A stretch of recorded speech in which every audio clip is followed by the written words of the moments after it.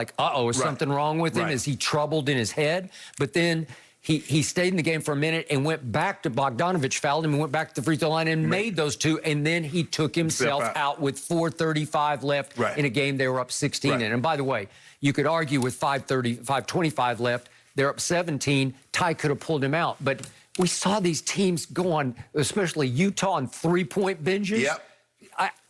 I'm with Ty Lue, you got to just finish them off. You hit 3 threes and not skip. It's an 8-point ball game. And you're saying, wow, what did we just do? And then can Kawhi get back? Can he get his rhythm back? So I don't blame him for Ty Lue having it in the ball game. Correct. But the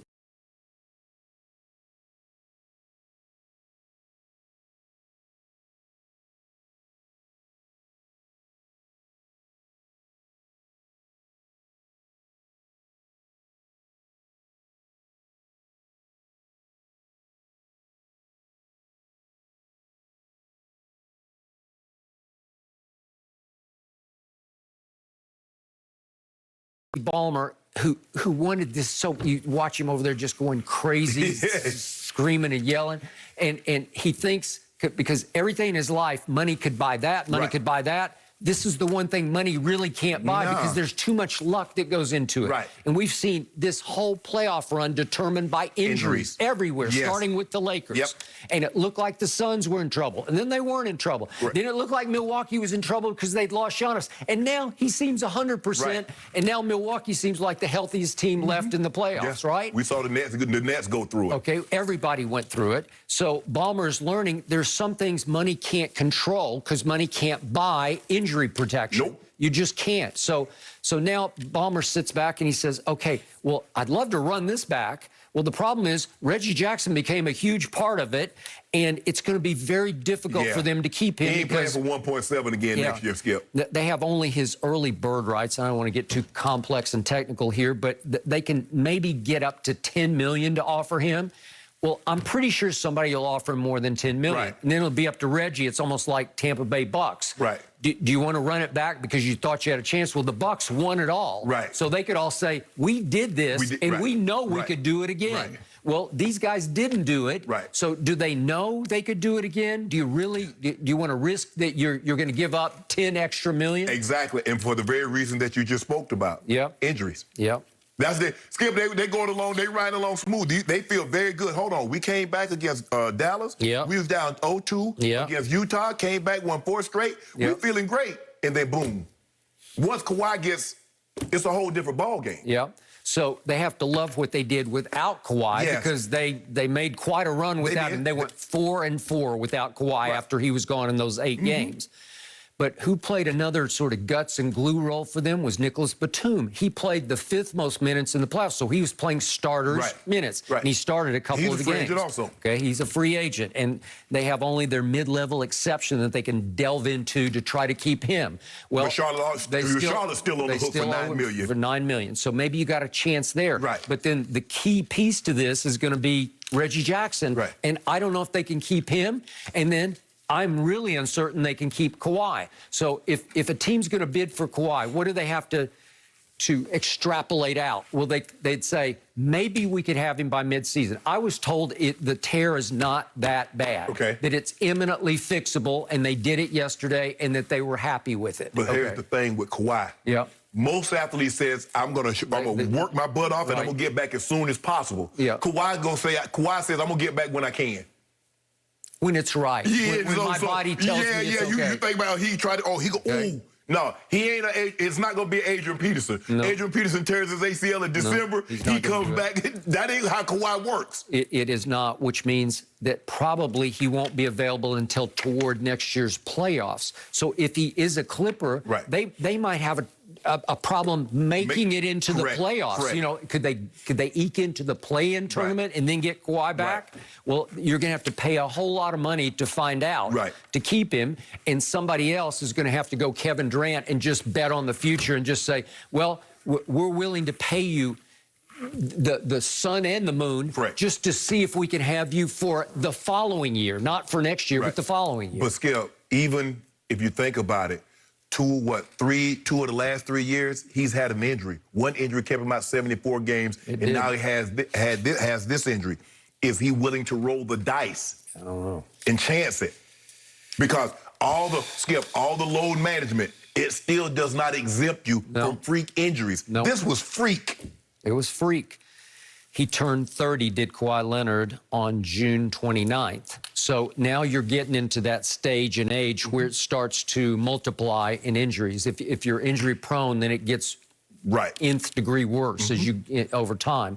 LeBron has never been injury prone, and all of a sudden he had one 2 years ago, and then he went a whole year without one, and now he had one this time. And the odds are next year, if he plays all the way through, the odds are going way up that he's going to have some, I'm going to knock on wood for him because I hate to even bring this up, but the odds are increasing that he'll have another injury because he is, last time I checked, he is human. Well, yeah, he's about to be 37 in December. Yeah, okay, so with Kawhi, he's like an older 30 to me because he has kind of an old man's type body that, listen, again, he was my favorite player when he was a Spur, but we don't have enough show for me to run through the litany of injuries he suffered as a Spur for those years because it was every part of his body got hurt. He had a shoulder, he had an elbow, he had a broken hand. He obviously had various knee ailments. He had Achilles issues. He had foot issues. Everything got hurt, and he would miss a few games at a time over this or that. But sometimes, Skip, a lot of times guys would have these injuries, but they would play through them, and so the team wouldn't list them. Yeah, but because you wouldn't know. Right, but because he's like, nope, I don't feel good. The team ended up listing these injuries, and then the list got extensive. Yeah, like if I look back at your career, you were always playing a more dangerous game than his, although his is fairly dangerous, but you suffered a litany of injuries I didn't know about because you guys didn't divulge because you didn't really need to. Because they fell under the auspices of you just play through that. Correct. Everybody's got these. Yes. You just suck it up and go. Yeah. If you're in the NFL season, Skip, and after the first game, if you're healthy, you ain't playing. Yep. Okay. That means you're not playing. Because if you're one of those starters, you're one of those guys that's playing the red, you got bumps and bruises. You're just going to get hurt. Yeah. Okay, so the point is, in the end, I hope he's a Clipper for their sake because they've invested a lot. He's got to be. And they got a little taste of this, and they could have finished it off, and it probably just tore up Steve Ballmer that they got that close and they didn't have their guy. But now you have to figure out a way to keep him because this time, now he could also just sign for short, he could do the 2-year deal so that he could hit the lottery in 2 years on the open market. But at that point, that's the gamble for him to take. Yeah, are you willing to roll the dice and take that kind of risk? Kawhi. Yes. Because then you're 32 and you might be beat up. And would somebody give you the max at age 32 on the open market, or would you take the bird in the hand for rights that are in the hand with your Clippers now? Because you could.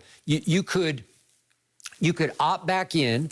You could put 4 more years beyond next year on this deal that climaxes with $50 million in the 4th year, which would be 5 years from now. Well, you want to talk about set for life. Yes. That's taking bird in the hand. Yes. Okay. And Skip, but Steve Ballmer, you know how he's on pins and needles with every possession, every shot. He's really on pins and needles right now because this would ruin the Clippers. We saw what when KD left, and they got nothing in return for him. It basically ended, Russ won the MVP. Yes, he kept them competitive, but we all knew Russ had no chance of getting this team to a championship. Well, that's what would happen. They're not coming out of the Western Conference without that guy on their roster.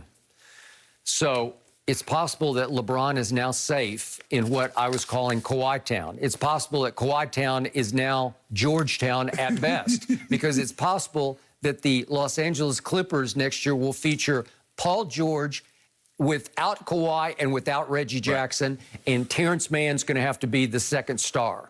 Okay? Well, is he capable of rising into that? Probably not. Even if he does, Skip, you need that guy. Yeah, you just do. If you're going to win a championship, you need that guy. He's one of the 5 best.